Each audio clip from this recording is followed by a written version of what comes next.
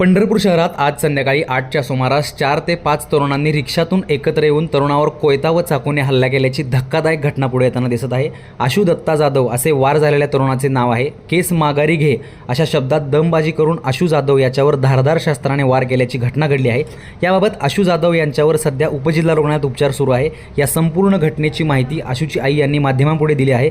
तसेच वार करणाऱ्यांची नावे ही आशूची आई यांनी पुढे आणले आहेत। मात्र संध्याकाळच्या वेळेला पंढरपूर शहरातील स्टेशन रोडसारख्या मध्यवस्तीत कोयता आणि चाकूने जर हल्ला होत असेल तर पंढरपुरातील गुंडागर्दीने पुन्हा एकदा डोके वर काढत असल्याचे या निमित्ताने बोलले जात आहे। माझं नाव भारती दत्ता जाधव, माझ्या मुलाचं नाव आशू दत्ता जाधव।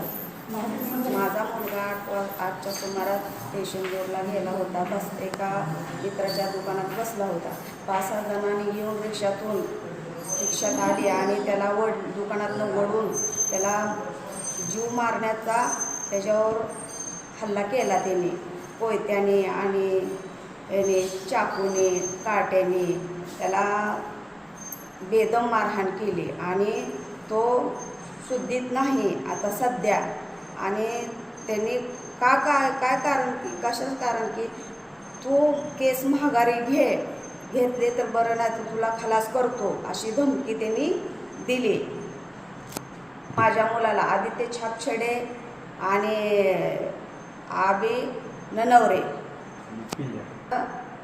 पिल्ल्या म्हणायचं एक पोरगा त्यांनी असे 5-6 जणांनी त्याच्यावर हल्ला केला आणि त्याला दम बी दिला। तू महागारी घेतली बरी, नाही तर तुला खलास करणार आहे असं म्हणून त्यांनी माझ्या मुलाला हाणून कोयत्याने चाकूने काटेने वार करून माझा मुलगा श्रेयस आहे। मला न्याय मिळावा एवढी माझी अपेक्षा आहे।